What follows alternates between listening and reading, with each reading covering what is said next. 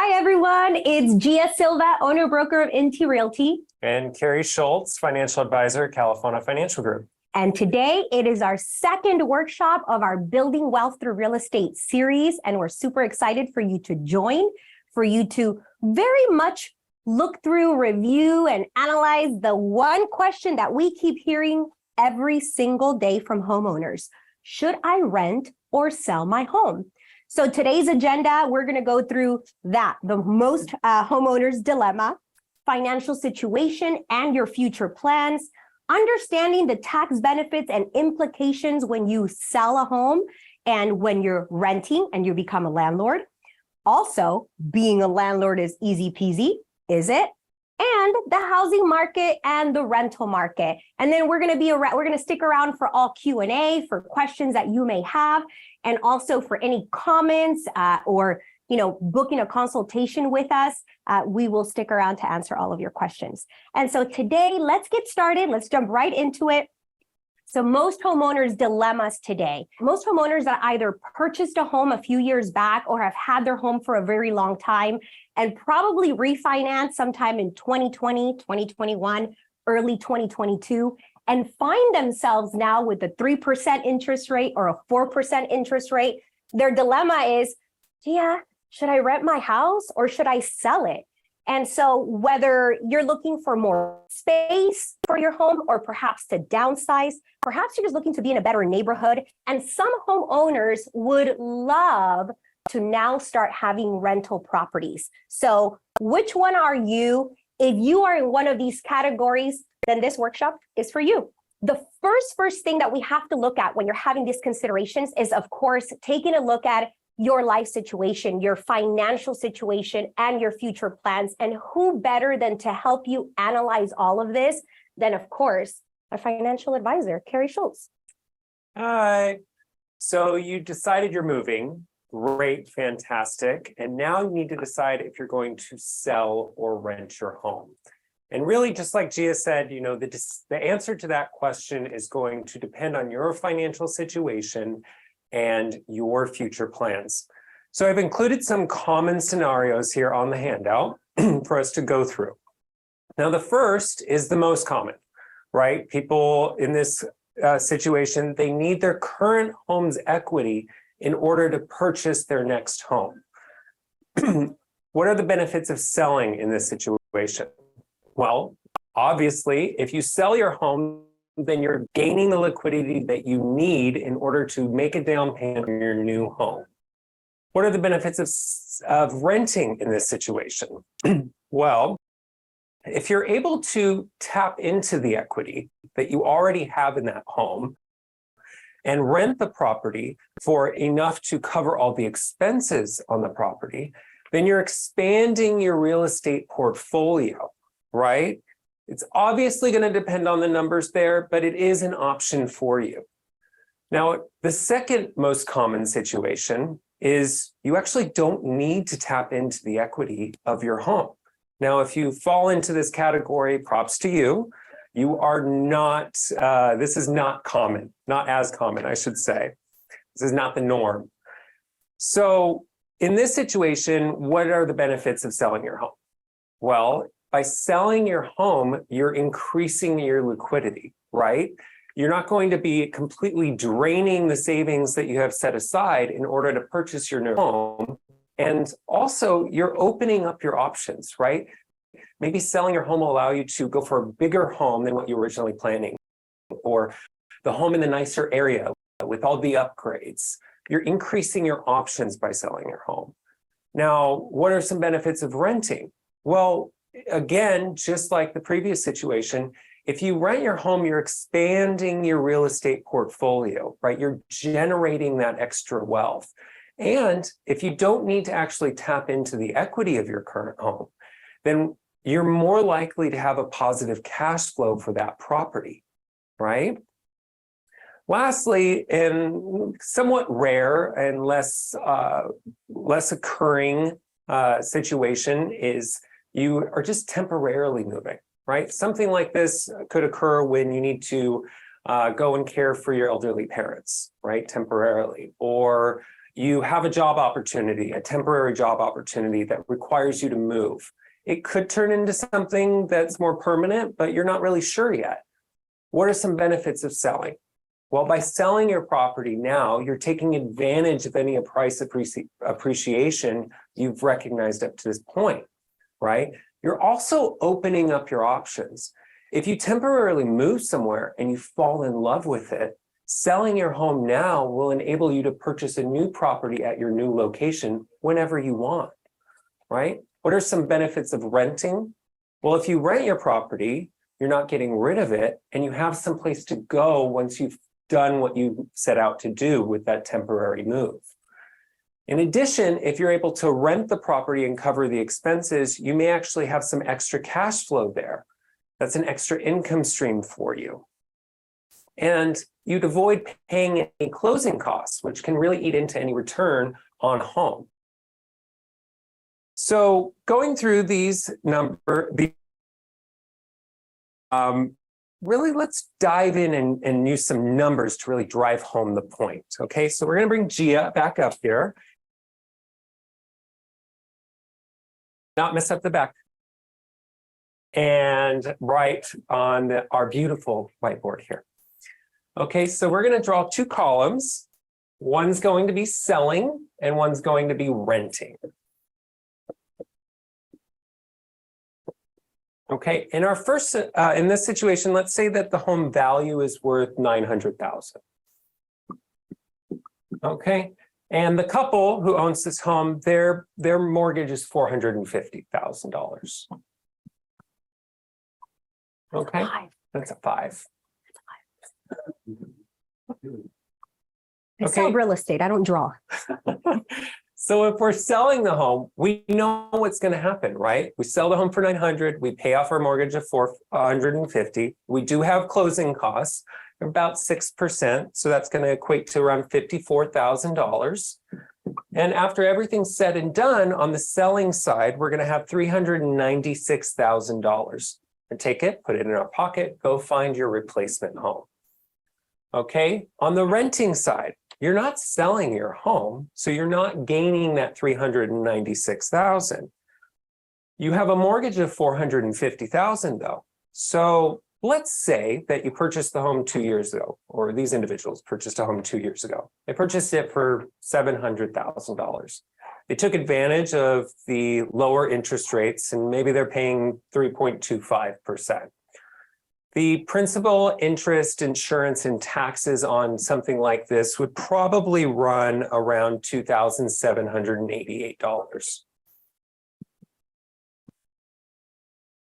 Okay, so what most people make a mistake of doing is they look at this number and they say, all right, if I rent my property for more than this, then I'm cash flow positive, right?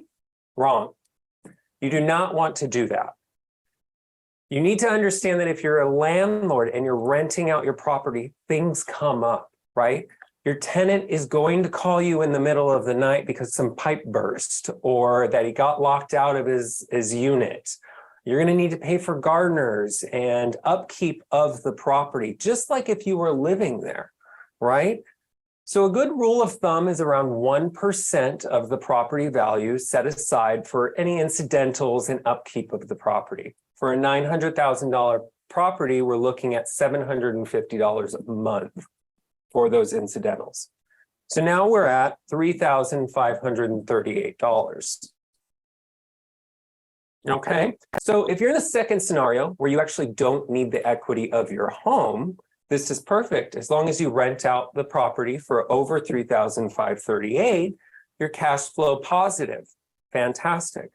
If you're in the first scenario where you actually need to tap into that equity, the main way you're going to do that is by a second mortgage. Now, second mortgages usually come with higher interest rates, right? So while we're sitting around 6.5%, 7% right now, a second mortgage will probably cost you around 9%. So in our example, if we take out a $270,000 second mortgage, paying 9% interest, well, now we're looking at a $2,172 payment for that second mortgage, bringing our total to $5,710. Are you going to be able to rent that $900,000 property for more than $5,710? That's the question. If not, then renting really is not your best option. You should go and sell the property. If you are still cash flow positive, then you have some other options some other things to consider, right?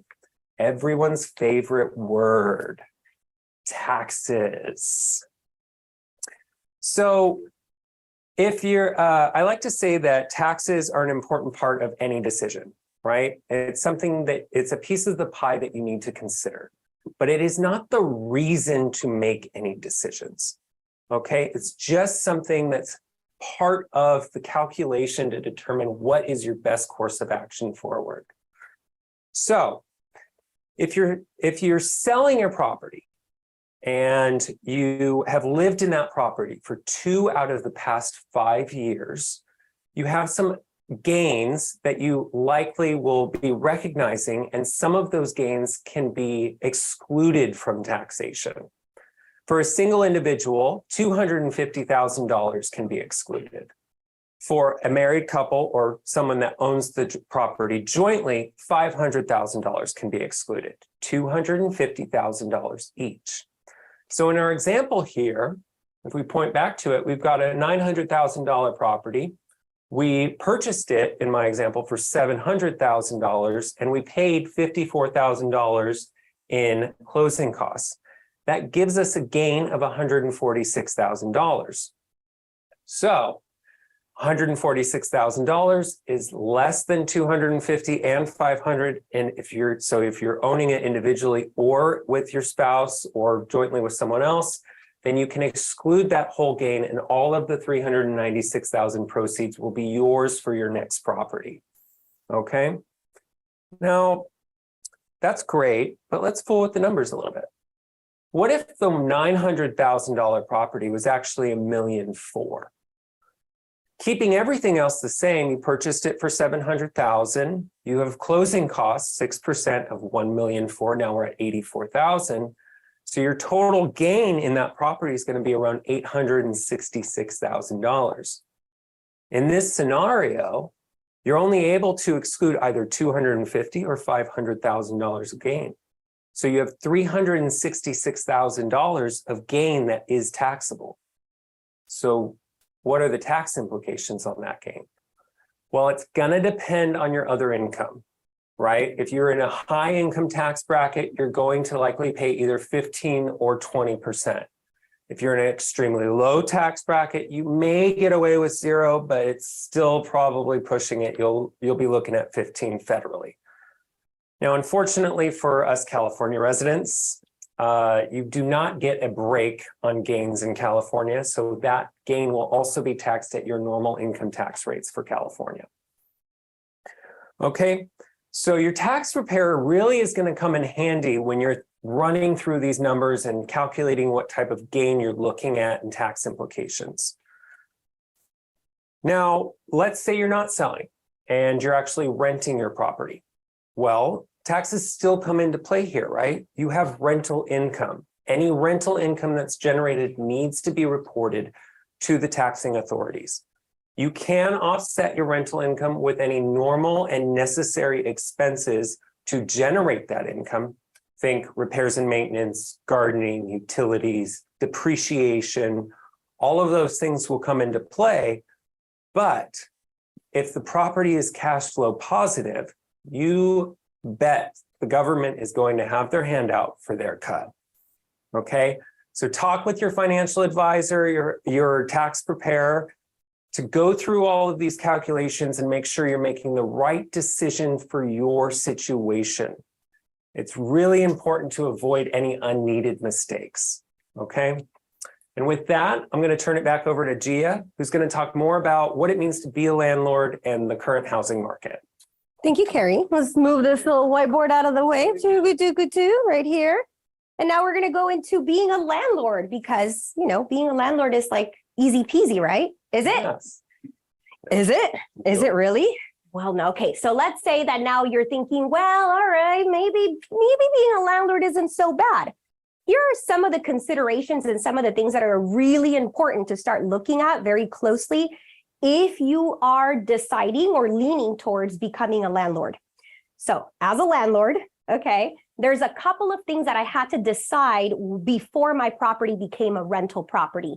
One is, am I going to self-manage this rental property, or am I going to now hire a property management company to do so? That's something that you have to look very closely at, because if you decide that you actually want to self-manage your rental property, you have to know that your lifestyle is going to change. So this means making yourself available on weekends, making yourself available at any time during the day for that, from that call for your tenants that's like, plumbing's out, I have no hot water. And now you have to attend to that on a Saturday at 6 p.m. Okay, so you have to take note that becoming a landlord, whether you manage, you self-manage or hire a property management company, is going to change your life ultimately. Now, also you have to know that you have to have a team aside from a property management company that's going to be there for you when you need them, such as a contractor, a handyman that's at your call so they can go on Saturday, on a Sunday, on any day during the week to then attend to your tenants or whatever their issue is. So you have to make sure you already have all of these servicers lined up before you become a landlord. Also, what about an attorney? If you have not been a landlord before, there are definitely things that you have to know in the law where you're going to have to give notices the right way to your tenants. And if you fail to give the right notices, then in front of a judge later down the line, worst case scenario, it's not going to benefit you and it's not going to be to your advantage if you haven't kept a log, if you haven't done your notices correctly to your tenants. So it's really important that you have an attorney or someone that knows law, paralegal, someone that can really help you and navigate you through forms and through what you need to know to be a very good landlord. And then also, of course, a financial advisor like Cary Schultz, understanding what that takes, understanding the cost of being a landlord, understanding your write-offs as well for rental properties is very, very important before you're becoming a landlord. What about responsibilities, right? The things that you are going to have to be responsible for, the things that your tenant is going to be responsible for, you have to know. And then lastly, one of the most important things right now that I'm hearing most landlords not know of is rent control. We are in California right now, in Long Beach, California, and California as a whole, the state of California has rent control. I get calls all the time that say, Gia, is my property under rent control? And they are in California.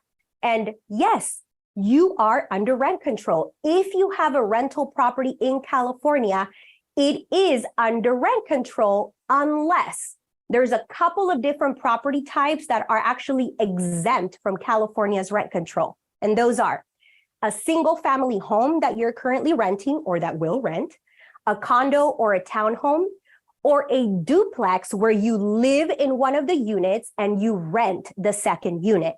That's also exempt from California's rent control. Well, what about all these city rent controls that you guys hear of? Have you guys heard of that?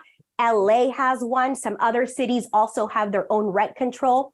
It's really important to understand where your property, the one that you're thinking of renting, is located, because you have to check if that city has a specific ordinance for rent control, because that ordinance for rent control is going to supersede California's rent control.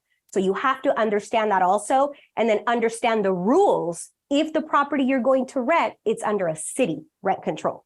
So that's what you know about rent control. Let's say that your property actually falls into rent control because it's a duplex. So I'm just speaking to duplex owners right now that are thinking of moving out of their unit and renting their duplex. How much can you raise rent? We can go into a whole workshop about rent control and what you can do and the limitations of rent control. But really what you have to know is that if your property is under rent control, you could really increase 8.8% annually. That's 5% plus CPI, the Consumer Price Index. And they just released it, which is right now, I believe, 3.8. So it's a total of 8.8, and that begins August 1st of this year. So literally in a few weeks, you're going to be able to raise the rents if you're making your duplex property a rental. So there you go. There you have it. Is being a landlord easy peasy? Right? You really have to decide that. Another thing that you have to know, that another factor, another consideration is the housing market and the rental market. So how are we doing in our housing market? Let's just speak about Southern California. Most cities in Southern California right now are experiencing a very quick, hot, fast market for sellers. We're in a seller's market. Inventory right now, literally 1 month, okay? In some areas, less than 1 month, some areas 2 months, which means that if properties are selling in less than 6 months, all the properties that are active on the market were to sell in less than 6 months, we are in a seller's market. So if you are looking to capitalize in a market right now where you could get the most for your property if you sold it, this is the market. What about the rental market? How's the rental market doing? I'm not sure if you guys noticed that back in 2020, right when we hit COVID, the rental market went like crazy, literally. There were properties here in Long Beach that were like 1 bedrooms that were renting for $3,000. We've seen in the last year or so that it's stabilized a little bit more. So we're not seeing big, spikes with rentals. So you have to really know where your property is located, know what are some of the amenities or attractive features that has for tenants. So then you can decide what you can rent yours for. And also take a look at the rental market and see other comparable properties that are the same size as yours, that have the same features as yours, and take a look at what those are renting for to then come up with your rental amount.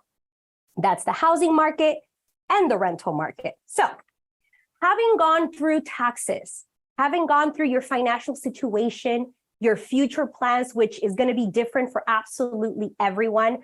Ultimately, once you start analyzing and reviewing this very closely, at the end of the day, you're going to have 3 choices.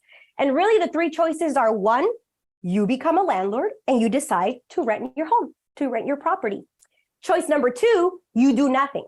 You stay in the property that you're at, you roll out with that property because you've been happy and perhaps you're okay being in that property for another 7 to 10 years. Or number 3, you want to capitalize in today's seller's market and you look very closely at your numbers to finally sell your home, get the most for it, take your net proceeds and go buy that other home or go buy the investment property that you've been looking for.